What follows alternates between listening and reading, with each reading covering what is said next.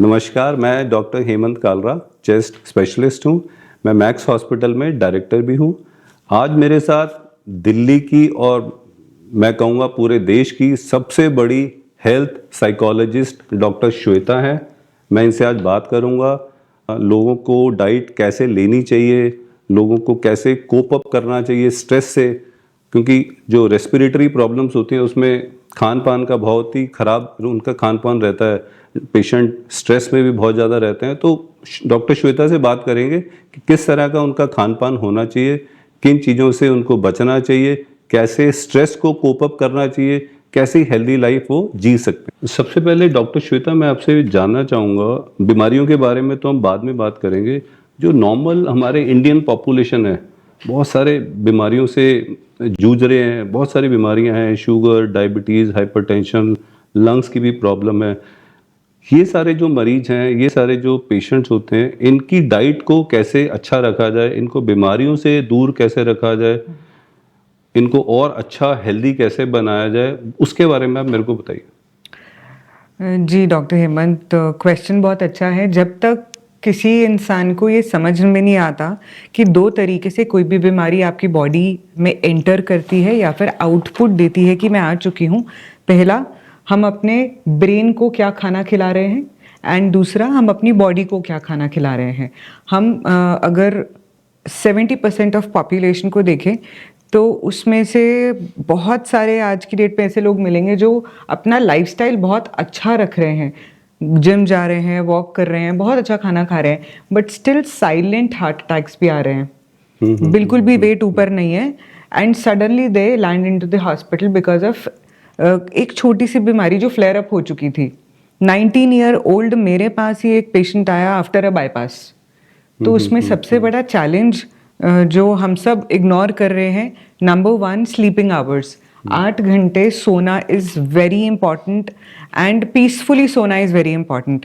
अगर हम अच्छा खाना खा लेंगे, वर्कआउट कर लेंगे, स्ट्रेस को भी दूर रखेंगे, बट अगर 8 घंटे नहीं सोएंगे तो हमारी बॉडी का जो मैकेनिज्म है ऑटो रिपेयर का, वो नहीं होगा।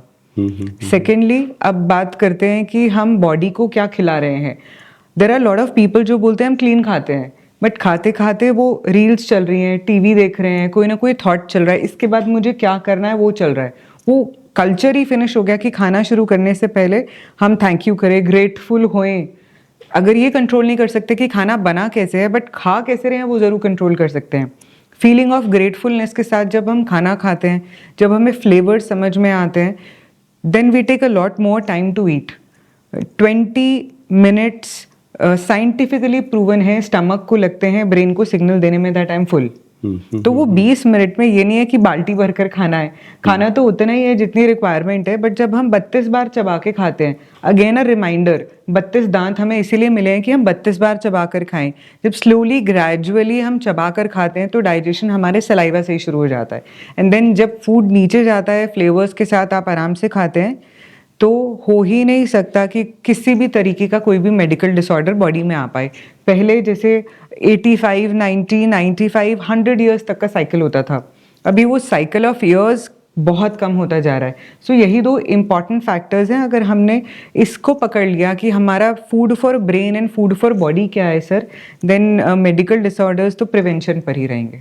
नहीं तो जैसे कई लोग, आपने बताया 8 घंटे सोना जरूरी है जी। कई लोग, भाई बहुत सारी प्रॉब्लम्स रहती हैं, नींद आती नहीं है, इंसोम्निया की दिक्कत है, तो वो कैसे मैनेज करें? वो तो विदाउट मेडिसिन कई बार नहीं हो पाता।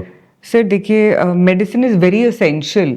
जब मेडिसिन प्रिवेंशन वाला जोन बॉडी क्रॉस कर चुकी है एंड डिसऑर्डर में है, डिसईज में आई चुकी है, तो सबसे पहला रिजॉर्ट ही मेडिसिन है। अब मेडिसिन जो है वो प्रिवेंट नहीं कर रही है, वो कंट्रोल कर रही है, वो क्योर भी नहीं कर रही है। That is suppressing the current pain जो बॉडी को मिल रहा है। तो मेडिसिन लेने के बाद साथ साथ हमें towards the process of healing के लिए भी आगे बढ़ना है। डॉक्टर श्वेता, जैसे हमारे जो रेस्पिरेटरी पेशेंट्स होते हैं, सांस तो उनका फूलता ही रहता है, परंतु ये देखा जाता है कि जो लेट रात में खाते हैं, 10 बजे के बाद, कभी कभी 11-12 बजे के बाद खाते हैं, वो क्या ठीक हैबिट है या गलत हैबिट है? दूसरा, कई लोगों का इर्रेगुलर ईटिंग पैटर्न होता है जी, कभी भी कुछ भी खा जाते हैं, चलते चलते कुछ भी खा जाते हैं, इमोशनल ईटिंग करते हैं, तो उसका हमारे रेस्पिरेटरी हेल्थ पे क्या इफेक्ट पड़ता है? ऑलवेज सेड कि रात को सोने से 2 घंटा पहले मील फिनिश कर देना चाहिए। मतलब जैसे 10 बजे आपने सोना है तो तो 8 बजे खा के खत्म, कोई दूध वूध नहीं पीना उसके बाद? नहीं, सोने से 2 घंटे पहले आपकी मील रैप हो जानी चाहिए। ओके। ताकि जब बॉडी सो रही है तो डाइजेशन प्रोसेस जो स्लो है, जो मील का मतलब आप पानी को भी उसमें मानते हैं कि नहीं? नहीं, खाना, प्रॉपर खाना। पानी पी सकते हैं? पानी पी सकते हैं, ओके, पानी पी सकते हैं। कुछ भी जो चबाकर खा रहे हैं या फिर कप ऑफ मिल्क जिसकी कैलोरीज है, पानी की कोई कैलोरी नहीं है, वो ले सकते हैं। आप पानी में नारियल पानी नहीं ले सकते, नॉर्मल पानी ले सकते हैं। डिटॉक्स वाटर भी ले सकते हैं। वो डिपेंड करेगा कि कोई अंडरलाइन मेडिकल डिसऑर्डर कुछ और रन तो नहीं कर रहा है। नॉर्मल पानी इज ऑलवेज सेड कि बॉडी में 60 से 70% पानी है, तो वही हील करेगा ओवरऑल बॉडी को। ये सबके लिए एक ही बात है कि सोने से 2 घंटा पहले आपका मील रैप हो जाना चाहिए।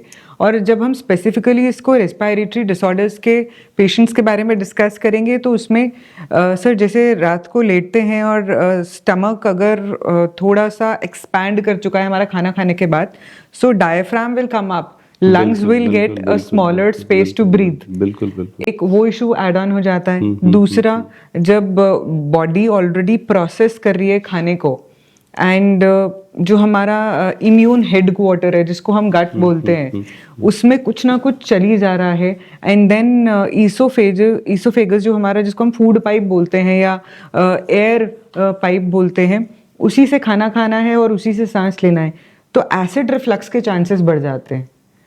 नंबर 2, अगर ये हैबिट बार बार रहती है तो अगर एसिड रिफ्लक्स नहीं भी हो रहा तो म्यूकस फॉर्मेशन होना शुरू हो जाता है, बिकॉज बॉडी शटडाउन मोड पे आ चुकी है उस टाइम पे, मेटाबॉलिक रेट गिर चुका है।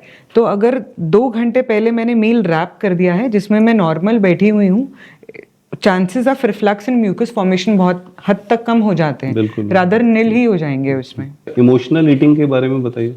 सर इमोशनल ईटिंग तो जैसे मैंने स्टार्ट में बोला था, food for brain is equally important, rather I should say कि ज़्यादा इम्पॉर्टेंट है फूड फॉर बॉडी से, क्योंकि आसपास के लोगों को रील्स में देखकर अपनी ख्वाहिशें बड़ी रखकर या सामने वाला मुझसे ज़्यादा खुश है, वो ज़्यादा चैलेंजिंग हो रहा है। आई एम नॉट सेइंग बड़ा मत सोचिए, अच्छा सोचिए, इतना विजन करिए जो शायद नंबर्स में भी आप इमेजिन नहीं कर सकते।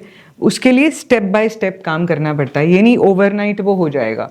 अब मेरे को कोई चीज़ चाहिए जिसके लिए मैं अपने घर वालों से लड़ूं या आसपास वालों से लड़ूं या ओवर स्ट्रेच करूं अपनी बॉडी को, जो इवेंचुअली पे लेटर मेरी बॉडी ने करना है। मेरी बॉडी एक इकलौता ऐसा घर है जिसको जो मुझे संभालने वाला है जब तक मैं जिंदा हूँ। घर तो बहुत सारे बन जाएंगे बट बॉडी एक ही मिली है। इमोशनल ईटिंग में सबसे पहला पैरामीटर ऐसे लेके चलना चाहिए कि जब हम कुछ खा रहे हैं तो वो प्रसाद के रूप में खा रहे हैं, वो बाय चॉइस नहीं हो सकता। भूख लग रही है तो जब कोई भी ऑनलाइन ऐप्स पे स्क्रॉल कर रहा है कि क्या खाऊं समझ में नहीं आ रहा, दैट इज इमोशनल ईटिंग। जब भूख लगती है जो सामने आता है वो खाते हो। सेकेंडली, जब चलते फिरते या फिर फोन पे बात करते हुए, या आजकल आपने ट्रेंड बहुत सुना होगा, let's meet for a coffee, movie देखने जाते हैं तो उसमें मैंडेटरी है कि पॉपकॉर्न चिप्स या कुछ खाने के लिए तो लेना है। गए तो मूवी देखने थे तो आपको वो खाना क्यों है, अब पॉपकॉर्न खाने थोड़ी ना गए थे। और जब ध्यान मूवी देखने में है, सो मूवी वाली इमोशंस आपके अंदर आ चुकी हैं because you are feeling what is happening around. जहां इतना खाना था आप बहुत सारा खा लेंगे and it will mix with lot of things. Sodas हैं, चिप्स हैं, कोलाज हैं, एवरीथिंग इज प्रोसेस्ड। जितना भी प्रोसेस फूड बॉडी के अंदर जाएगा, स्पेसिफिकली रेस्पिरेटरी इश्यूज जिनको हैं, again acid reflux, acidity, mucus issues, puking, nausea, feeling of fullness तब आएगी जब ऑलरेडी ओवर ईट हो चुका है। बिल्कुल। एक बात और बताइए, जैसे हमारे जो रेस्पिरेटरी पेशेंट्स होते हैं, खाना उनका लग गया, उनको कहाँ पे खाना चाहिए? नीचे जमीन पे बैठ के खाना चाहिए, टेबल पे खाना चाहिए, बेड पे खाना चाहिए, थोड़ा लेट के खाना चाहिए, सीधे होके खाना चाहिए? किस पोजीशन पे रेस्पिरेटरी पेशेंट को खाना, इतना कंफर्टेबल होना चाहिए पेशेंट, कैसी पोजीशन पे आइडियली होना चाहिए? खा तो किसी पोजीशन पे भी सकते हैं, उसका रेस्पिरेशन भी अच्छा रहे, बाकी चीजें भी अच्छी रहें, तो वो कौन सा होना चाहिए आइडियली? सर कॉन्सेप्ट तो आइडियली जमीन पे बैठकर आसन पे खाने का ही शुरू से चला है, बट अगर इन्फ्लेमेशन ऑलरेडी बॉडी में है and as we are addressing it कि वो ऑलरेडी एक पेशेंट है, उसका एज ग्रुप मैटर करेगा कि अगर उसकी नीज अलाउ कर रहे हैं नीचे बैठना कि नहीं वो बैठ पा रहे हैं। अगर नीचे बैठकर खाएं और कमर सीधी रखकर खाएं तो बहुत अच्छे से सांस भी आएगी और खाना भी अंदर जाएगा।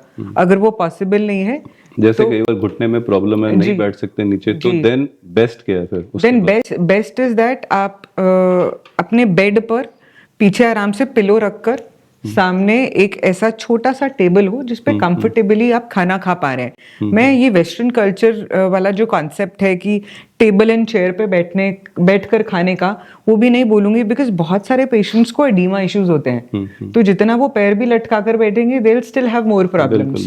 तो जितना कंफर्टेबली वो बेड पे बैठकर अपना एक छोटा सा टेबल लगाकर खाना रखकर, हाँ उसमें ये इंपॉर्टेंट है कि उस टेबल पे कोई गैजेट ना रख ले कि हमको तो डॉक्टर श्वेता ने बोल दिया 20 मिनट के लिए खाना है, तो अब 20 मिनट साथ साथ कुछ तो देखना पड़ेगा ना, क्योंकि खाना इतना ही है। मतलब उनको खाते समय बिल्कुल खाने पे ही फोकस रखना। Absolutely. No TV, no mobile, no talking, कुछ भी नहीं, है ना? किसी से अपनी वाइफ से भी बात नहीं करनी। बेस्ट तो ये होगा कि हमारा शरीर खाना चबा पा रहा है और पचा पा रहा है। खाना मिलना बहुत आसान है, बट बॉडी का जो मैकेनिज्म उसको डाइजेस्ट करने में लग रहा है। आपने कभी ऑब्जर्व किया सर, हमारा ना जो हंगर है वो बहुत सारे प्रकार का है। हम कभी भी किसी भी रेस्टोरेंट में एंटर करते हैं ना, तो उनके जब वो सुंदर शाइनी पोस्टर्स लगे होते हैं उसको देखकर ही मन कर जाता है गुलाब जामुन खाते हैं। सेकंड हंगर हमारा होता है जब हमारे साथ वाले की टेबल पे खाना आ चुका है और उस खाने की खुशबुएं हमारे नाक में आ गई। We have that saliva in our mouth. वो तो शुक्र है हमारे मैनर्स ऐसे हैं कि हम उसकी प्लेट से नहीं उठा के खा लेते, but second hunger comes from your smell, sensory organs. Third hunger comes जब आपको पता है you are ready to eat your food and then saliva is in your mouth. अब जब खाना मिल गया, कई लोगों के दांत नहीं है, उनके लिए कितना टफ है एक नॉर्मल मील खाना, वो तो ऑलरेडी प्यूरी डाइट पे है। बिल्कुल बिल्कुल। जब हम चबा चबा के खाते हैं, आई ऑलवेज से कि खाना ना पियो, drink your food, do not eat your food. And पानी को ये बोला जाता है eat your water, sip sip करके पानी पीजिए और खाने को इतना चबाइए कि वो लिक्विड फॉर्म में अंदर जाए ताकि बॉडी को कम से कम मेहनत करनी पड़े। बिल्कुल बिल्कुल। It is very very important. ये छोटी छोटी जो बातें हैं वो ब्रह्मास्त्र या रामबाण की तरह हैं, अलॉन्ग विद मेडिकेशन और विदाउट मेडिकेशन। अगर ये सब हम कॉन्सेप्ट फॉलो नहीं करेंगे, we'll eventually keep rolling on to medication and worsen ही होते रहेंगे हम। पर जैसे रेस्पिरेटरी हमारे पेशेंट्स होते हैं, उनको भूख पूरी लगती नहीं है, कभी कभी कुछ भी खा लेते हैं, तो आइडियली उनको दिन में कितनी बार खाना चाहिए? 3 बार तो भाई लोगों ने बनाया हुआ है कि 3 बार तो खाना ही खाना है। उसके नॉर्मली मैं अपने पेशेंट को कहता हूँ यार भूख कम लगती है, पूरा अंदर से नहीं जाया जाता, तो आप थोड़ा थोड़ा करके 5 से 6 बार भी खा सकते हो जिनका। तो आपका क्या कहना है इस पर? सर इसमें ना मैं एक ऐड करूंगी इस क्वेश्चन में ही, ये एक बहुत बड़ा मिथ है कि 6 to 8 ग्लास वाटर लेना है, 2 to 2.5 लीटर, 4 लीटर। ऑब्जर्व ही नहीं किया बहुत सारे लोगों ने, इनफैक्ट 99% जो मेरे पास पेशेंट्स आते हैं, पानी का एक फ्लेवर है, एक टेस्ट है, एक मिठास है पानी में। जब वो पानी की मिठास लगनी बंद हो जाए तो मतलब आपकी बॉडी को और पानी नहीं चाहिए, जब वो फ्लेवरलेस हो जाए। सेकेंडली, अब जब खाने की बात आती है, हमारी बॉडी इतनी स्मार्ट है कि वो पेन भी बताती है और भूख भी बताती है, व्हेन टू स्टॉप भी बताती है, पर हम out of emotions, out of taste ज्यादा खाते हैं। हमें भूख नहीं है फिर भी हम डेजर्ट खाते हैं, 7 कोर्स मील है, 11 कोर्स मील है, पेट में जगह ही नहीं है। बट वो ना शादी वाली थाली की बात आती है ना कि जी सगन डाला है तो टेस्ट तो कर लें कि गए हैं, थोड़ा सा ये भी खा लें, थोड़ा सा ये भी खा लें। आप वो खाइए जो आपने बहुत दिनों से नहीं खाया है और उसको बहुत आराम से, बहुत थैंकफुल होकर चबा चबा कर खाइए। आपकी बॉडी ऑटोमेटिकली सिग्नल देती है कि बस हो गया। एंड भूख से 20% कम खाना चाहिए, बिकॉज यू नेवर नो कि कब इमोशनल हंगर आ जाए कि चल थोड़ा सा गुड़ तो खा लें, थोड़ा सा मीठा तो खा लें।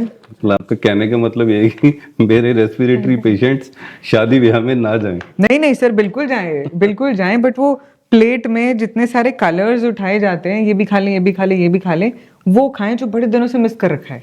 अगर हमारा डाइजेशन ठीक नहीं है और हमारी गट हेल्थ भी ठीक नहीं है, तो हमारी ब्रीदिंग कैपेसिटी पे ये किस तरह से इफेक्ट करता है? सर जैसे मैंने पहले भी बोला कि हमारा जो गट है that is basically our immune headquarter.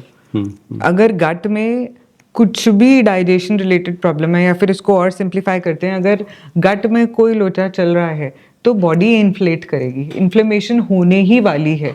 अब वो एडीमा के फॉर्म में निकले, म्यूकस फॉर्मेशन की फॉर्म में निकले, एसिडिटी होए, ब्लोटिंग होए, जब ये सब होता है तो स्टमक एक्सपैंड करता है। स्टमक एक्सपैंड करता है तो डायफ्राम फिर ऊपर गया, लंग्स को स्पेस ही नहीं मिली। मोरोवर बहुत सारे लोग ऐसे हैं जो खुल के ब्रीद भी नहीं करते, दे शैलो ब्रीद एवरी टाइम। प्राणायाम जब करते हैं तो जब लंबा सांस लेने को बोला जाता है वो भी सिखाना पड़ता है, because they are not trained how to breathe. बिल्कुल। तो सबसे पहले ट्रेनिंग क्या है, eat clean, wrong combinations avoid करिए, गट फ्लोरा ऑटोमेटिकली ठीक हो जाएगा। पानी टेस्ट के हिसाब से पीना है। वर्कआउट करना इज इम्पॉर्टेंट, इवन 30 मिनट्स अगर आप वर्कआउट कर लेंगे, विच इज नॉर्मल वॉक या फिर योगा या फिर any in room exercise also, that will also help. ये सब पॉइंट्स गट फ्लोरा ठीक करने के लिए ये हमें जो प्री प्रोबायोटिक्स आते हैं इनका क्या रोल है ज्यादा? सर यूज रूटीनली लेना चाहिए या किसी खास सर प्रॉब्लम में लेना प्रोबायोटिक होता के नाम पे तो हमारे पास घर में दही और सपोज मट्ठा हमारे already है। रेस्पिरेटरी पेशेंट दही नहीं ले सकते हैं, Right. खांसी वांसी होनी शुरू हो जाती है उनको, then what? सर उसमें हम ना 2-3 स्पून्स कर्ड लेंगे बस, and we'll refill that with lot of water. अब जो उसका छाछ बनेगा उसमें थोड़ा सा हींग भी डलेगा, कोरिएंडर लीव्स भी डलेंगी, and we'll try putting little grated ginger. तो हमने क्या किया कि उसको बैलेंस करने के लिए हमने एंटीऑक्सीडेंट्स डाल दिए, कोरिएंडर भी दे दिया, जिंजर भी दे दिया, एंड गैस्ट्रिक फॉर्मेशन ना उसके लिए हींग भी डाल दिया, एंड भुना जीरा डालेंगे तो डाइजेशन एड कर देगा। Okay. So we can start it right from our homes. Doctor Shweta, एक बात, जैसे कोई भी हमारे रेस्पिरेटरी पेशेंट है जो नॉर्मल वेट वाला है, चाहे सीओपीडी का है, एस्मा का है, आईएलडी का है, उसको एक आप सैंपल डाइट क्या देना चाहोगे? मॉर्निंग, आफ्टरनून, इवनिंग, नाइट, कितने बजे खाए, कितना पानी पिए, कैसे पिए, पानी पहले पिए, पानी बाद में पिए? आप मुझे सुबह से लेकर रात तक का एक हल्का सा डाइट पैटर्न बताओ। जी, जब मॉर्निंग में सुबह उठते हैं, always start your day with a glass of water. ज़्यादा गर्म भी नहीं पीना है, उससे जॉइंट में इश्यूज आ सकते हैं। वार्म 1 कप पानी के साथ आप शुरू कर सकते हैं। अगर वो ओवरनाइट उसमें हम तुलसी रखेंगे तो वो और भी ज़्यादा बेटर है, बिकॉज एंटी इन्फ्लेमेटरी प्रॉपर्टीज़ उसमें ऑलरेडी आ जाएंगी। एंटीऑक्सीडेंट से हम ऑलरेडी डे की शुरुआत कर रहे हैं। अगर ये विंटर्स की बात है तो आप केसर भी उसमें डालकर रख सकते हैं। समर्स में या तो तुलसी या फिर तुलसी का बड़ा भाई बेसिल होता है। बेसिल 2 टाइप का होता है, आप कोई भी बेसिल यूज़ कर सकते हैं। उसके बाद मोस्ट फॉर ग्रांटेड जो काफ़ी लोग लेते हैं, नट्स नहीं खाते हैं। एटलीस्ट 4 to 5 आमंड्स, बादाम, उसको भिगो के रख के खाइए। अगर आपको लगता है कि आपको फ्लेवर पसंद नहीं है या अवेलेबिलिटी इशू है, प्रॉबेबली किसी ना किसी रीज़न की वजह से आप बादाम नहीं ले पा रहे हैं, तो आप 10 से 15 मूंगफली को भी भिगो के रख सकते हैं। That is also equivalent to your almonds, उतनी ही वो आपको पावर देगा। जब हम ब्रेकफास्ट पे आते हैं, ब्रेकफास्ट 9 बजे तक ख़त्म कर लीजिए अगर आपका रूटीन नॉर्मल है तो। अगर आप नाइट शिफ्ट वर्कर नहीं है, ब्रेकफास्ट 9-9:30 लास्ट कैपिंग होनी चाहिए। अब ब्रेकफास्ट करना है हमको राजा की तरह, क्योंकि पूरा दिन हमने इस बॉडी से काम लेना है, और वो बेचारी बॉडी पूरी रात 8 घंटे सो के सांस लेने की मेहनत करके अब उठी है, उसको फ्यूल देना बहुत ज़रूरी है। जब हमारा ब्रेकफास्ट का प्लेट होगा तो उसमें एटलीस्ट 2-3 कलर्स होने चाहिए। फ्रूट ऐड करिए, start your meal with the fruit. अब फ्रूट में भी रेस्पिरेटरी जब इशू है तो आपको बनाना नहीं खाना है, सीजनड फ्रूट ही लेना है। बेरीज इंक्लूड करेंगे तो बहुत अच्छी बात है, पपाया ले सकते हैं, अनार ले सकते हैं। फ्रूट का पोर्शन लिया। चाय कॉफ़ी हम बोलते हैं, अगर आप खाने के साथ लेते हैं तो एब्जॉर्प्शन इश्यूज आते हैं, तो इसको 15 से 20 मिनट डिले कर दीजिए या फिर पहले ले लीजिए। पहले अगर नट्स नहीं खाए होंगे तो वो एसिडिटी करेगी, तो बेटर है कि आप 10 से 15 मिनट उसको बाद में ही लीजिए। अब ज्योग्राफी के हिसाब से देखें तो जो हमारे नॉर्थ इंडियन है उनको पराठे बहुत पसंद है। वो पराठा गैस पे तलने की ज़रूरत नहीं है, पराठा को रोटी की तरह सेकिए, प्लेट में डालने के बाद थोड़ा सा वाइट बटर या घी डालकर ले सकते हैं। फुल्का सब्जी ले सकते हैं। अगर हम डाउन साउथ की बात करें तो ऑफ कोर्स साउथ इंडियन खाना हमारा इडली, सांभर, डोसा, कोई भी एक ले लीजिए आप, कॉम्बिनेशन नहीं करेंगे। मील में हमेशा 1 menu at 1 time. 2 combination mix करने से एब्जॉर्प्शन इश्यूज आते हैं और पेट की भूख भी पहचान में नहीं आती कि हमने ज़्यादा खाया है या कम खाया है। अब जब हम मील खा रहे हैं, 1 मील एट 1 टाइम, जो हमारा डोसा है या इडली है, अगर वज़न ज़्यादा है, आप अभी नॉर्मल वेट की बात कर रहे हो, इसमें हम ऐड ही कर देते हैं, वेट ज़्यादा है तो कॉम्प्लेक्स कार्बोहाइड्रेट्स, जो हमारे मिलेट्स, हमारे मोदी साहब भी मिलेट्स को बहुत प्रमोट कर रहे हैं। अब तो India has become like a golden bird for millets. पहले एक्सपोर्ट बहुत होता था, अब कंज्यूमर इंटेक बहुत बढ़ चुका है। रागी, ज्वार, बाजरा, ये बहुत सारे कोडो, फॉक्सटेल मिलेट्स अवेलेबल है। उसकी इडली बनाइए, उसका चीला बनाइए, उसका रोटी भी बना सकते हैं आप, उसका डोसा भी बना सकते हैं। इन्हीं फॉर्म में नूडल्स भी अवेलेबल है अगर बच्चों को देने हैं, पैनकेक्स भी बन सकते हैं। सो फ्लेवर आपका होता है। मेन्यू ऑप्शंस में अगर हम मिलेट्स को ऐड कर रहे हैं हमारे नॉर्मल ग्रेन के साथ, तो वो रेस्पायरेटरी इश्यूज में बहुत हेल्प करेगा, वो फैट रिडक्शन में भी हेल्प करेगा। और अगर कोई नॉर्मल वेट वाला इंसान है, ऐसा नहीं है कि उसका फैट रिडक्शन होना चालू हो जाएगा, उसके लिए पोर्शन कंट्रोल करना बहुत ज़रूरी है कि एट ए टाइम वो कितना खा रहा है। ये हो गया ब्रेकफास्ट का मील। अब हम आते हैं लंच तक। कुछ लोगों को बीच में भूख लगती है बिकॉज उनका बॉडी आउटपुट बहुत ज़्यादा है। अगर आपको लगता है आपका बॉडी आउटपुट नहीं है तो एक गिलास नारियल पानी, देन अगेन कोई किडनी रिलेटेड इश्यूज नहीं होने चाहिए अगर आप नारियल पानी ले रहे हैं, नहीं तो आप एक डिटॉक्स वाटर बना के रख लीजिए। एक सीजनल फ्रूट भी ले सकते हैं, और अगर सुबह वाले पीनट्स आपके बचे हुए हैं तो वो उसको कैरी ऑन आप फिनिश कर सकते हैं इस मिनी मील में। लंच में 1 मील एट 1 टाइम, दाल चावल, रोटी सब्जी, सांभर इडली, डोसा सांभर, कुछ भी 1 मील कॉम्बिनेशन। प्लीज़ प्रेफर करिए जो भी आपका खाने का मन है वो बाहर से मंगाने की बजाय आप घर पे फ्रेश बनाएं। और अगर बाहर से मंगवा भी रहे हैं तो आपको ये क्लैरिटी होनी चाहिए कि जो खाना आपको बाहर से बना के दिया जा रहा है वो फ्रेश है, वो फ्रोज़न और गर्म करके आपको नहीं मिल रहा है, उसमें कोई बैक्टीरिया फॉर्मेशन ऑलरेडी नहीं हो रखी है। जितने अभी हमें मील्स डिस्काउंट पे मिलते हैं, लेट सपोज 40%, 30%, 50%, आप समझदार हैं कि अगर वो डिस्काउंट पे है बिकॉज वो स्टेल होने वाला है, इसीलिए वो आपको बेचा जा रहा है। अदरवाइज कोई भी फूड वेंडर कोई डिस्काउंट नहीं देगा कभी भी, कोई ऑफर्स नहीं लगेंगे किसी भी खाने की प्रोडक्ट पे, बिकॉज उसका एक कॉस्ट है, उसका प्रिपरेशन कॉस्ट है, उसका डिलीवरी कॉस्ट है एंड प्लेटफॉर्म कॉस्ट भी है। अब हम शाम को आते हैं। हमारे इंडियंस में एक बहुत बड़ा चैलेंज जो मैं फेस करती हूँ स्पेसिफिकली इंडियंस के साथ, सर, शाम की चाय नहीं छोड़ी जाती। एक कप चाय तो चाहिए ही चाहिए, और कुछ लोग तो 3, 4, 5 तक भी आते हैं। तो चाय बनाने का भी एक तरीका होता है, उसको उबाल के काला करने की ज़रूरत नहीं है। आप उसको 1 बॉयल भी दे सकते हैं। एंड प्रेफर करिए कि अगर आप ग्रीन टी पिए, ग्रीन टी भी मैं फिर वो डिप वाली नहीं बोलूँगी, ग्रीन टी कैसे आप अपने घर में भी बना सकते हैं। आप प्लांट्स ऐसे उगाइए जिसमें आप सौंफ, अजवाइन, बेसिल एंड देन थोड़ा सा अदरक डालकर उसको अच्छे से बॉईल कर अगर आपको मीठा पसंद है आप उसमें हनी भी ऐड कर सकते हैं, और आपका फ्रेश ग्रीन टी तैयार है। वो blue T, pink T, green tea को प्रमोट नहीं कर रही हूँ, जस्ट दैट आप एक घर पे हर्बल टी बना रहे हो और वो बहुत अच्छे से कंज्यूम कर रहे हो। बट अगर वो दूध वाली चाय लेनी है तो प्लीज़ उसको ज़्यादा मत उबालिए।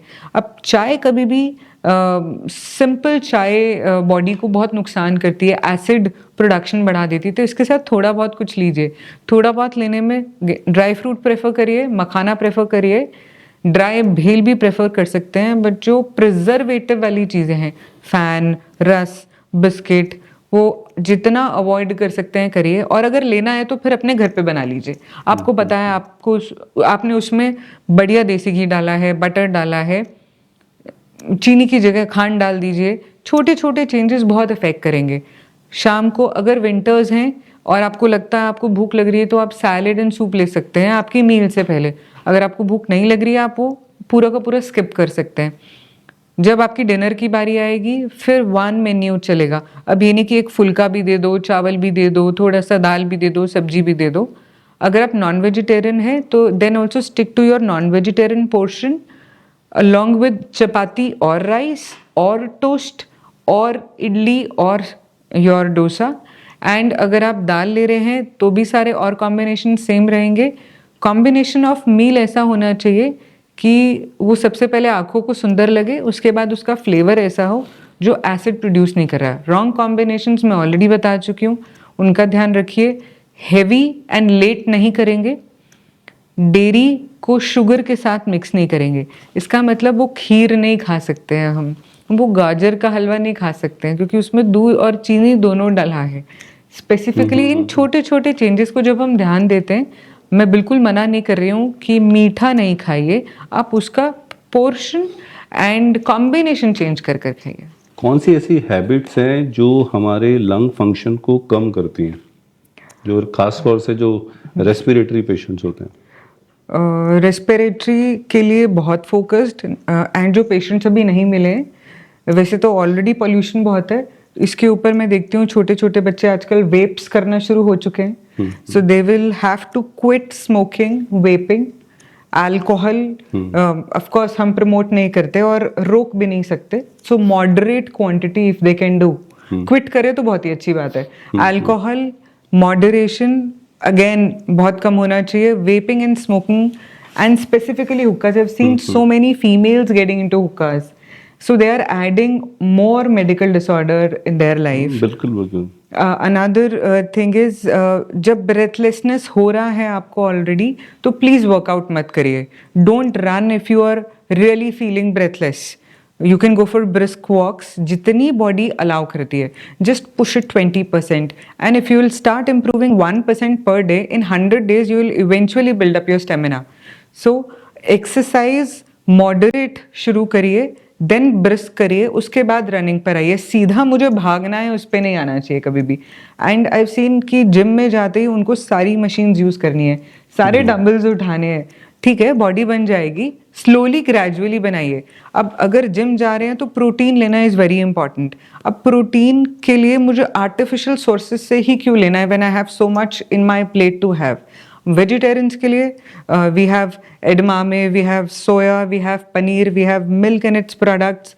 हाँ, ये रेस्पिरेटली जो पेशेंट्स होते हैं उसमें ये क्लोज टू मिथ है कि डेयरी प्रोडक्ट्स रिस्ट्रिक्ट करने हैं। अब उसमें प्रॉबेबली हो सकता है वो लैक्टोस इशू हो, ये भी हो सकता है कि उनका गट फ्लोरा ही ठीक नहीं है तो उनको एसिड रिफ्लक्स आ रहा है। It is not always about dairy, every individual is different. जब मैं मिल्क लेता हूँ तो मुझे बलगम ज्यादा बनती है, दैट इज ऑल। उनको प्रॉब्लम नहीं है पर बलगम ज्यादा बनती है, राइट। तो उसके लिए नॉर्मली हम उनको कह देते हैं हल्दी के साथ ले लो, राइट, एग्जैक्टली। तो पूरा का पूरा डेयरी बंद करने की जरूरत है नहीं किसी को। अब जब जिम जा रहे हैं या वर्कआउट कर रहे हैं तो प्रोटीन को बहुत ध्यान में लेकर चलना है। एटलीस्ट 1 ग्राम पर केजी बॉडी वेट, अगर आपका वेट 70 केजीज है तो 70 ग्राम्स प्रोटीन आपको every day without any workout भी चाहिए। और अगर आप इंटेंस वर्कआउट कर रहे हैं तो इसको 1.25 टू 1.5 ग्राम पर केजी बॉडी वेट करिए। अब ये तो बात हो गई हमारे प्रोटीन्स की। कार्ब्स की बात करते हैं। कार्ब फ्री डाइट हो नहीं सकती बिकॉज प्रोटीन में भी कार्ब्स होते हैं। आजकल जो वो फैट डाइट्स बहुत सारे लोग कर रहे हैं, कीटो करते हैं एंड जीएम डाइट करते हैं। So we are Indians, geographically if we go back in our history we are coming from Aryans. So हमारी थाली में सारे कलर्स होने चाहिए, प्रोटीन्स भी होने चाहिए, फैट भी होने चाहिए, कार्ब्स भी होने चाहिए। फैट के लिए मेरा पर्सनली ये मानना है, एंड जो हम रिस्पॉन्स देखते हैं, जो हमें इंडियन सॉइल से गोल्ड मिला है विच इज़ देसी घी। मैं वो बोलूँगी देसी गाय का देसी घी होना चाहिए, वो भैंस वाला सफ़ेद घी नहीं खाना चाहिए।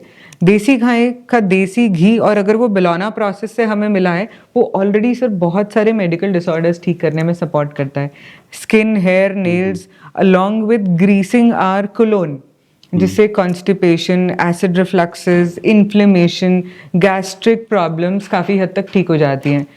अब जब हम खाने के कॉम्बिनेशन की बात पे आए हैं तो कुछ रॉन्ग कॉम्बिनेशंस होते हैं, जैसे डेयरी और शुगर को साथ नहीं लेना चाहिए, that is a very deadly combination.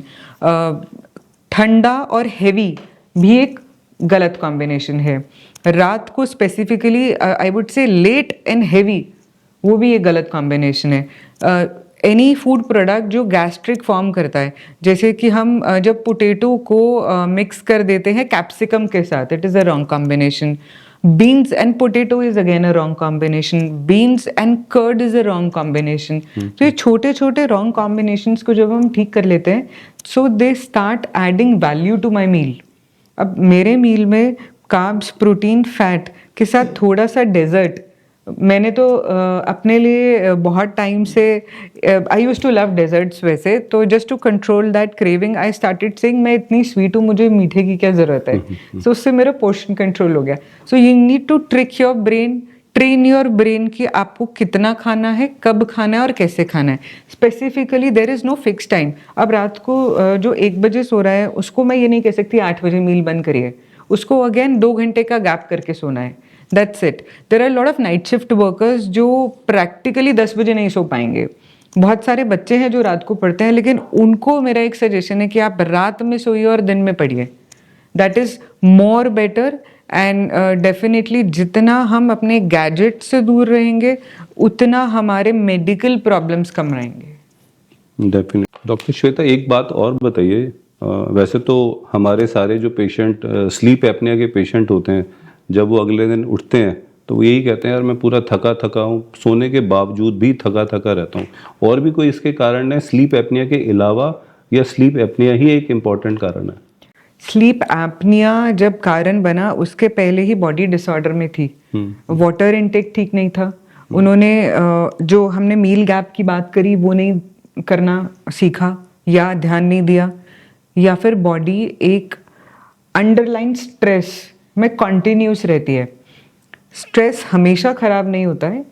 थोड़ा सा स्ट्रेस लेना कि मुझे ये करना है, ये करना है, ये करना है is good. It is a good stress. But अगर हम अपने ब्रेन को उसकी स्पीड से डबल ट्रिपल यूज करते हैं तभी वो मेडिकल डिसऑर्डर में टर्न होता है सर.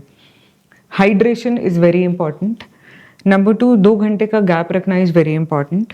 एंड नंबर 3, जो हमारे पैरामीटर्स हैं, एग्जाम्पल आयरन स्टडीज़ क्या है, विटामिन B12 लेवल्स क्या है, cortisol, dopamine and very important SGOT and SGPT. ये बहुत इग्नोरेंस पे जाता है. विटामिन B12 तो सर मैंने बहुत सारे पेशेंट्स कैसे देखा है कि इट्स बिलो 300. तो वो सारा का सारा नर्वस सिस्टम बिगाड़ देता है हमारा. बिल्कुल. प्रायोरिटी पे जब भी कोई ब्लड टेस्ट कराता है I will request them go and see your doctor. अपने न्यूट्रिशनल सप्लीमेंट्स ज़रूर लीजिए along with your medication if required. ऐसे कौन से सप्लीमेंट्स हैं जो बहुत ही ज़्यादा ज़रूरी हैं रेस्पिरेटरी पेशेंट्स के लिए? जैसे मेरे COPD के हैं, अस्थमा के हैं, ILD के हैं, TB के पेशेंट हैं, सार्कोइडोसिस है, उनमें कौन कौन से होने चाहिए? सर न्यूट्रिशन सप्लीमेंट्स की बात करूँ, जो वेजिटेरियन है उनके लिए ओमेगा 3, 6, 9 है सुपर कॉम्बिनेशन. ओमेगा 3 कितनी अमाउंट में लेना चाहिए? कितनी, मतलब जो एक कैप्सूल आता है ना 1 ग्राम या जितना भी आता है, कितना होना चाहिए? सर अगेन टेस्ट पे डिपेंड करेगा कि कितना उसकी बॉडी में ऑलरेडी है और कितना हमें डोज देना है. Okay. Again bio parameter are very important to understand कि मुझे उसको कितने ग्राम में देना है, कितने यूनिट्स जाएगा. रैंडमली नहीं. ओमेगा 3 और अगर उनको लगता है कि उनके मसल्स वीक हैं, मसल्स पेन होते रहते हैं एंड अगर वो वर्कआउट करते हैं उसके बाद भी रिकवरी मुश्किल लग रही है, देन जिंक मैग्नीशियम ऐड करना is very very important. But वो रेगुलर रखने की जरूरत नहीं है. मे बी 1-1.5 महीने तक लेकर we can even drop that. ये तो पर्टिकुलरली सेंट्रिक हो गया. अगर हम जेनरिक की बात करें तो सर एक multi mineral and multi vitamin is more than enough for the body along with omega. अच्छा. ओके. मल्टी वाइटामिन लोग ले लेते हैं बट वो मल्टी मिनरल छोड़ देते हैं. Both are very important for the body. कोई ऐसा मल्टीविटामिन जो स्लीप में हेल्प करता है, सोने में? सर मैं उसको टॉप की जगह, मैं ओरल इनटेक की जगह उसको प्रैक्टिकल एप्लीकेशन में ज़्यादा बिलीव करती हूँ. रात को सोने से पहले 1 बाल्टी पानी में 1 मुट्ठी एप्सम सॉल्ट डालकर, Epsom salt that's a form of magnesium salt, उसमें पैरों को डिप करें.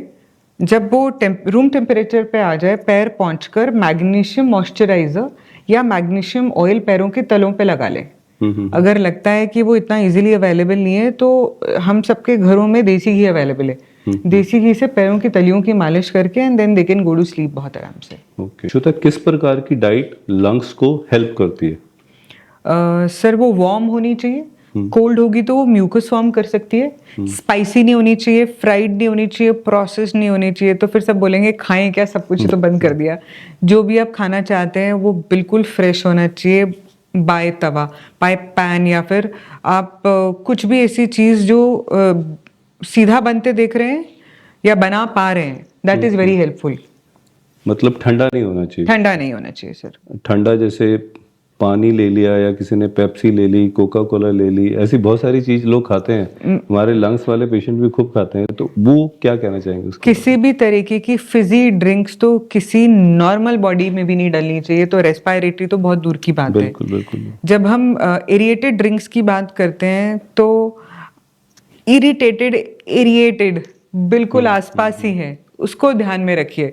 कभी भी आप वो बबल वाली चीज देखेंगे ना, तो उसको अपने ब्रेन को ऐसे ट्रिक कर लीजिए जैसे खून खौलता है ना, ऐसे बॉडी खोलने वाली है उसको पीते ही। सो इट्स बेटर कि उसमें या तो पानी मिला के पीजिए या फिर पानी पी लीजिए, पैसे भी बचेंगे, बॉडी भी सही रहेगी, बाद में डॉक्टर्स को भी पैसे नहीं देने पड़ेंगे ना दवा पे लगेंगे। और फ्राइड एंड जो प्रोसेस्ड फूड होता है, ये कैसे हेल्प करते हैं या नुकसान करते हैं लंग्स को? प्रोसेस्ड फूड, पहली बात तो वी आर नॉट श्योर कि वो कब बना होगा, कैसे बना होगा, कितना क्वालिटी कंट्रोल होगा उसमें, और किस प्रोडक्ट से बना होगा। तो जो भी आपको खाने का मन है, सपोज अचार खाना है, मट्ठी खानी है, चिप्स खाना है, वो आप अपने घर पे बना लीजिए, कोई चैलेंज नहीं है। अब एडिबल ऑयल में सबसे बढ़िया है देसी घी, देसी गाय का। दूसरा कोलू से निकला हुआ फ्रेश तिल का तेल या फिर सरसों का तेल। ये जब बहुत पुरानी बात है सर, आई एम श्योर आपको पता होगा, कुछ सालों पहले वेस्टर्न वर्ल्ड से ये कॉन्सेप्ट आया था कि refined oils are better, and जिस तरीके से एडवर्टाइजमेंट बनाई जाती है, हमें देख के लगता है कि ये वाली चीज हमें कंज्यूम करनी चाहिए। कंज्यूम करिए, घर में फ्रेश बनाइए और देसी घी में बनाइए, सरसों के तेल में बनाइए, कोई चैलेंज नहीं है। जो देसी घी है हमारा is still the best. Absolutely, it is gold. मतलब कहने का मतलब ये है कि भाई कोई भी तेल का यूज नहीं होना चाहिए, जो देसी घी है वही सबसे बेस्ट है। सर तेल का यूज अगर हम करेंगे तो कोलू से फ्रेश निकला हुआ सरसों का तेल, ओके, तिल का तेल, बस। क्योंकि तिल का तेल इज रिच इन कैल्शियम। ये जो बाकी रिफाइंड ऑयल है, absolutely, palm oil, refined oil, ये सब हमारे लिए नहीं है, हमारी ये सिर्फ वो health के लिए अच्छे एडवर्टाइजमेंट्स नहीं है, के लिए advertisement के लिए। और जो गोल्ड है इंडिया का, real gold, very expensive, and yes गाय का देसी घी इज आल्सो एक्सपेंसिव, तभी वो गोल्ड है आज की डेट में। हमारे जो देहाती पेशेंट्स होते हैं, हरियाणा के हैं, यूपी के हैं, वो बहुत लोग परांठे खाते हैं, साथ में घी भी खाते हैं, साथ में लस्सी भी पीते हैं। लस्सी तो छोड़ ही नहीं सकते, तो उनके लिए आप क्या कहना चाहेंगे, किस प्रकार का उनको खाना खाना चाहिए? लस्सी का एक रेसिपी मैंने सर बता दिया, अगर वैसे लेंगे तो कोई हमें चैलेंज नहीं आएगा किसी भी रेस्पिरेटरी इशू में। अब घी की बात करें तो उनके लिए एक सजेशन ये है कि घी खाना नहीं छोड़ना है। आप 3 चम्मच घी, 3 से 4 चम्मच पूरे तीनों से चारों मील्स, जितने भी आप मील्स ले रहे हैं उसकी मात्रा में लीजिए। खाना बॉइल्ड बनवाइए और ऊपर से घी डाल के खाइए, क्योंकि ऊपर से डालने की आदत है ना, जो ऑलरेडी उसमें जा चुका है वो तो पता नहीं चलेगा, ऊपर का लगा हुआ बढ़िया स्वाद देता है। तो खाना बॉईल करके खाइए और ऊपर से फ्लेवर के लिए घी डाल लीजिए। देखिए श्वेता, मेरे पास जो पेशेंट आते हैं ना, वो प्रिवेंशन वाले तो आते ही नहीं है, या तो कई बार वो डर के आते हैं, वो वाली प्रिवेंशन के लिए किसी को कुछ हो गया, किसी ने कुछ सुन लिया, तो वो पूछने आते हैं कि हम कैसे बचें। अदरवाइज तो जो भी पेशेंट्स आते हैं वो अपनी बीमारी का इलाज कराने आते हैं। उनको कोई दिक्कत हो रही होती है, उनको खांसी हो रही होती है, सांस फूल रहा होता है, या टीबी हो गई या कोई और बीमारी, मतलब बीमारी होने के बाद ही आते हैं। प्रिवेंटिव तौर पे बहुत ही कम पेशेंट्स होते हैं, बहुत ही कम होते हैं। तो सर आई थिंक ये अवेयरनेस बहुत रिक्वायर्ड है कि डॉक्टर्स सिर्फ एकदम एंड के लिए नहीं है, they can even guide you कि वहां तक आप पहुंचिए ही मत। आप कौन से एज ग्रुप को सजेस्ट करेंगे कि वो कंसल्टेशंस लेने आए सर प्रिवेंशन के लिए? देखिए, पहली बात तो कॉन्सेप्ट क्लियर होना चाहिए। बच्चों को आजकल लगता है, जो वेपिंग करते हैं या जो हुक्का करते हैं, उनको लगता है यार ये तो बिल्कुल सेफ है, ये तो पानी में से होता हुआ जाता है, धुआं है, ये लंग्स के लिए बहुत अच्छा है, ये सिगरेट तो खराब करती है, ये तो सेफ है। बहुत लोग पीते रहते हैं, उनको ये नहीं मालूम कि वेपिंग और जो हुक्का होता है इज बैड एज सिगरेट, उतना ही खराब है, बल्कि उससे ज़्यादा ही खराब है। तो जो लोग भी वेपिंग करते हैं, सिगरेट, ये हुक्का पीते हैं, अगर उनके पेरेंट्स को पता है, उनको भी, या बच्चों को भी पता है, तो उनको डॉक्टर्स को ज़रूर दिखाना चाहिए। आप अपना लंग फंक्शन टेस्ट ज़रूर कराइए। पल्मोनरी फंक्शन टेस्ट बहुत इंपॉर्टेंट है, देखने के लिए कि आपके लंग्स में कितना डैमेज शुरू हो चुका है। कई बार बहुत ज़्यादा डैमेज होता है, तब लंग्स में आना शुरू होता है। बट आप चाहें तो ईयरली बेसिस पे तो एटलीस्ट करा ही लीजिए, वो बेटर है।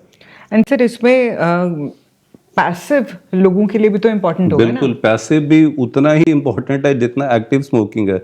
आप पब में जाते हो या क्लब में जाते हो, मुझे लगता है नहीं वैसे कोई बिना पिए कोई जाता है वहाँ पे, सारे एक्टिव ही होते हैं स्मोकर। बट पैसिव, जैसे हम लोग कभी चल गए हम तो पैसिव ही हो जाते हैं, हम तो पीते ही नहीं है, वेपिंग नहीं करते, हुक्का नहीं। तो जितनी देर मैं बैठा रहूंगा वो जो धुआं उनके अंदर जा रहा है वो मेरे अंदर भी जाएगा, मुझे भी तकलीफ देगा। तो जो पैसिव स्मोकर्स हैं जो एनवायरनमेंट में 2-2, 3-3 घंटे पार्टियों में रहते हैं, उनको भी अपना रेगुलर एक्सरे और लंग हेल्थ चेक कराना बहुत ही जरूरी है। एंड सर मुझे लगता है कि looking at the condition of AQI, I think हम सबको ही एक बार तो टेस्ट करा ही लेना चाहिए एनुअली। बिल्कुल, AQI जब ज़्यादा होता है, एक तो AQI ज़्यादा होता है, ऊपर से जब ज़्यादा होता है तब भी लोग वो वेपिंग कर रहे होते हैं, है ना। वो नॉर्मली वो सर्दी का टाइम होता है ना, शिफ्टिंग जब हो रही होती है तो उस टाइम वो हुक्का स्मोकिंग और बढ़ जाती है, तो और ज़्यादा धुआं उनके अंदर जा रहा होता है, तो वो टाइम होता है वो कराना चाहिए उनको। Lung function time at least once a year तो होना ही होना चाहिए। और हमारे जो रेस्पिरेटरी पेशेंट्स होते हैं उसमें 3-4 चीज़ें बहुत इंपॉर्टेंट हैं। सबसे पहले किसी भी तरह की रेस्पिरेटरी प्रॉब्लम हो, चाहे वो अस्थमा हो, COPD हो, ILD हो, सार्कोइडोसिस हो, TB हो, सभी पेशेंट्स को रेस्पिरेटरी वैक्सीन्स लेना बहुत ही ज़रूरी है। अगर आप वैक्सीन लेंगे तो आपके इन्फेक्शन होने का खतरा बहुत ही कम हो जाता है। वैक्सीन्स के बारे में डिटेल में मैं अगली वीडियो में आपसे बात करूंगा। दूसरा, डॉक्टर श्वेता मेरे साथ हैं, डाइट की हमने बात करी। हाई प्रोटीन डाइट, जो हमारे पेशेंट जो बिकॉज बहुत ही पतले हो जाते हैं, इमैसिएटेड हो जाते हैं, डाइट उनकी अच्छी होती नहीं है, तो उनको हाई प्रोटीन डाइट लेना बहुत ही ज़रूरी होता है। और डाइट के साथ साथ अगले प्रोग्राम में पल्मोनरी रिहैबिलिटेशन के बारे में बात करेंगे, क्योंकि जब बीमार होता है आदमी, ऑक्सीजन पे होता है, बहुत सारी दवाइयाँ ले रहे होते हैं, तो उनको लगता है यार मैं तो 2 कदम नहीं चल सकता, मैं एक्सरसाइज कैसे करूँगा, मैं डंबल्स कैसे उठाऊंगा। इसी का नाम पल्मोनरी रिहैबिलिटेशन है। हम उनको ट्रेन करते हैं ताकि उनकी जो लाइफस्टाइल है वो बहुत अच्छी हो जाए, उनकी जो है मसल्स हैं वो मजबूत हो जाए और वो सारे काम अपने दिन के कर सके। इसको कहते हैं पल्मोनरी रिहैबिलिटेशन। और चौथा, जितने भी डिवाइसेस मार्केट में हैं, इनहेलर्स हैं, एब्सोल्युटली सेफ हैं, कोई भी साइड इफेक्ट नहीं है। बार बार हमें बोलना पड़ता है। लास्ट में श्वेता, जो मेरे रेस्पिरेटरी पेशेंट हैं, तरह तरह के बीमारियों में आते हैं, कई लोग ऑक्सीजन पे होते हैं, कई लोग इनहेलर ले रहे होते हैं, कई लोग और भी तरह तरह की बीमारियां रहती हैं। सारे पेशेंट को मिला के एक किस तरह की डाइट उनको लेनी चाहिए, किस तरह से रहना चाहिए, सोना चाहिए, खाना चाहिए, एक्सरसाइज करनी चाहिए, कैसा लाइफस्टाइल उनका होना चाहिए। बिल्कुल सर, एक कंक्लूजन या फिर एक छोटे से पैराग्राफ में इसको फ्रेम करते हैं। 8 घंटे की नींद बहुत जरूरी है, पानी पीना बहुत जरूरी है। 8 घंटे जरूरी है रेगुलर के बीच, क्योंकि रेगुलर हो नहीं पाता। जितने भी रेस्पिरेटरी पेशेंट हैं, खांसी आई उठ गए, फिर बैठ गए, ये बहुत रहता है। बट सर हम उनको मेडिकेशन पे रखे हुए हैं ना, हाँ, तो slowly gradually they are improving. हाँ, कई बार होता है, जैसे चलो टोटल 8 घंटे होना चाहिए ना दिन का, कि sir at a stretch is very important because body cellular level पे हील कर रही है, दैट्स मोर इम्पॉर्टेंट। अच्छा चलो ठीक है, 8 घंटे हो गए। एंड और इसके बाद हम हाइड्रेशन की बात करें तो पानी जब आपको फ्लेवर देना बंद कर दे उसके बाद आप चाहे ना ही पिए, बट जब तक आपको पानी की मिठास आ रही है आपको पानी लेते रहना है। पानी खड़े होकर नहीं पीना है, बैठकर सिप सिप कर पीना है। ईट योर वाटर, जब खाना खाएंगे उसको 32 बार चबाकर खाएंगे, उसको लिक्विड की फॉर्म में अंदर लेकर जाएंगे। आराम से बैठकर खाएंगे, बिना गैजेट्स के खाएंगे। हर मील में कार्बोहाइड्रेट, प्रोटीन एंड फैट होना बहुत इंपॉर्टेंट है। फैट के लिए सबसे बेस्ट है रियल गोल्ड ऑफ इंडिया, देसी घी, देसी गाय का। और अगर आपको बिलोना प्रोसेस्ड मिल जाए हाथ से मठा हुआ तो नथिंग लाइक इट। बिलोना कहाँ से मिलेगा ऐसा? मिलता है सर, इजीली अवेलेबल है, बहुत इजीली गौशाला, और बिकॉज अवेयरनेस क्रिएट हो रही है तो बिलोना जैसे जो वेजिटेरियंस हैं जो प्रोटीन नहीं ले सकते जी, नॉन वेज, तो उनके लिए प्रोटीन कौन सा अच्छा है? सोर्स ऑफ प्रोटीन में paneer, soybean, edamame beans, edamame rice is also available. Edamame? Edamame, अच्छा, ग्रीन कलर का पी शेप का आता है, वो राइस है? एडमामे इज ग्रीन, अब वो Green है, okay, ग्रीन है, okay, वो नमकीन की फॉर्म में भी आ गया है, बिल्कुल सॉल्टलेस भी आता है, और- एंड उसका राइस फॉर्म भी आता है, वो उसको अगर हम बॉईल कर दे तो उसका चीला भी बन सकता है। सोया ग्रैन्यूल्स हो गए, चंक्स हो गए, पनीर इज अवेलेबल। सोया चाप आई वुड से कि अवॉइड करिए, बिकॉज हमें नहीं पता कि वो किस तरीके से बन रही है। देन बहुत सारे ये जो सोया कह रही, ये मिलेगा कहाँ से? इजीली किराने की दुकान से मिल जाता है, वो जो मैंने देखा सोया छोटे छोटे जो गोल गोल से पड़े होते Easily, हैं, तो सोया ही कहते हैं ना उसको। उसके ग्रैन्यूल्स भी मिलते हैं, ऐसी छोटी छोटी बॉल्स भी आती हैं, न्यूट्रेला बोलते हैं उसको। अच्छा, न्यूट्रेला जिसको कहते हैं वो सोया ही होता है। सोया ही होता है, सोया ही होता है। एंड बहुत सारे प्लांट बेस्ड प्रोटीन पाउडर्स आते हैं कुकेबल। ओके, अब जो वेजिटेरियंस हैं उनके लिए वो बहुत अच्छा ऑप्शन है, अपने खाने में मील में ही वो ऐड करके, डोसा बैटर में, आटे में। जैसे पी प्रोटीन टाइप का आता है। Correct, pea protein is one of them. So बहुत सारे ऐसे प्रोटीन मिक्सेस अवेलेबल हैं which are very good for Indian. मतलब वो पानी के साथ लेने की जरूरत नहीं है, आप किसी भी रोटी अगर वो कुकेबल है तो। अच्छा, वो देखना पड़ेगा नीचे कि लिखा होगा उसमें। आई प्रेफर कुकेबल, क्योंकि वो पीना बहुत अजीब हो जाता है वो फ्लेवर। मार्केट में अवेलेबल है ना, वेरी अब इजीली। लास्ट में ना जब मैं आपसे वीडियो शेयर या बनाएंगे तो आप नीचे 2-4 लिंक्स भी दे देना हाँ श्योर, कि कौन कौन से इस तरह की चीजें अवेलेबल हैं, तो बिल्कुल मार्केट से ले बिल्कुल बिल्कुल। Cookable protein is always better, because आपको पता ही नहीं है, आप ऑलरेडी इनटेक कर चुके हो। वो पानी में मिक्स करके या मिल्क में मिक्स करके ना, एक वो फीलिंग आती है कि पीना ही पीना है, दवाई की फॉर्म वाली फीलिंग होती है। अपने वेजिटेबल सोर्सेज बताए, ये उतना ही इफेक्टिव है जितना नॉन वेजिटेरियन फूड है, चिकन और egg Absolutely, और absolutely. मतलब जरूरी नहीं है कि मैं नॉर्मली हम लोग कहते हैं अपने पेशेंट को यार कि आप एग खा लिया करो, और वो खाता नहीं है तो उसको हमें, मुझे नहीं लगता उसको फोर्स करने की जरूरत है। नहीं बिल्कुल नहीं, इसी से काम चल जाएगा ना बिल्कुल उसका। बिल्कुल। हमें 1 ग्राम पर केजी बॉडी वेट लेना है, किसी भी फॉर्म और में हो, किसी भी फॉर्म में हो। और ये जो हमारे पास पाउडर्ड फॉर्म में कुकेबल प्रोटीन अवेलेबल है, एक स्कूप में ही 24 ग्राम मिल जाएगा। सो अप्रोक्सीमेटली 4 अंडे तो मुझे मिल ही गए।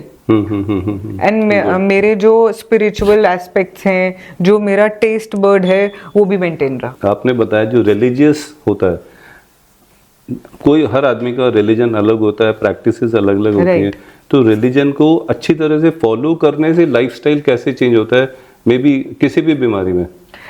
सर सब हम जैसे हम सनातनी हैं, हम हिंदू हैं, और हम सब समझते हैं कि जो हमारी आत्मा है वही परमपिता परमात्मा है। तो जिस शरीर में वो आत्मा है, उसको पूरा दिन कितना थैंक यू बोला कि मेरा हाथ उठा, मैं बात कर पा रही हूँ, मैं सोच पा रही हूँ, मैं रिएक्ट कर पा रही हूँ। इसके लिए जो मैं अपने बहुत सारे पेशेंट्स के साथ प्रैक्टिस क्रिएट करती हूँ, मैं बोलती हूँ analysis is good, but over analysis will lead to a paralysis. नापिए तोलिए, बट अगर ज्यादा करोगे तो वो ब्रेन का पैरालिसिस हो जाएगा, और बिना सोचे समझे तो कोई डिसीजन वैसे भी नहीं लेना है। एंड खाना बनता कैसे है, अगर वो हाथ में नहीं है तो खाना ग्रेटफुलनेस के हिसाब से है। गैजेट्स यूज नहीं कर रहे, तो जिसने ये बॉडी दी है, जो ब्लड बना रहा है, जिसकी मशीन अभी तक कोई बना नहीं पाया है, उसको थैंक यू करके खाएंगे तो आधी प्रॉब्लम्स तो सर वैसे ही सॉल्व हो जाएंगी। 30 मिनट्स ऑफ फिजिकल एक्टिविटी, दोबारा से रिपीट कर रही हूँ, it is very important to keep your body mobile. And जितना स्ट्रेस से दूर रहेंगे उतनी ही लाइफ स्मूथ चलेगी। बोलते हैं ना, मैंने तो शुरू से यही सीखा है सर, गुरुजी बोला करते थे कि चिंता में से अगर बिंदी हटा दोगी तो वो चिता बन जाती है। तो जितनी कम चिंता करोगे उतना ज्यादा बहुत ब्यूटीफुल लाइफ मिला है, और वो एक ही मिला है। कोई भी डेट आप उठाकर देख लीजिए, अगर एग्जाम्पल वो 1 जनवरी 2026 है तो वो रिपीट नहीं होएगा, 27 ही आएगा, 28 ही आएगा, और 25 वाला भी रिपीट नहीं हो सकता।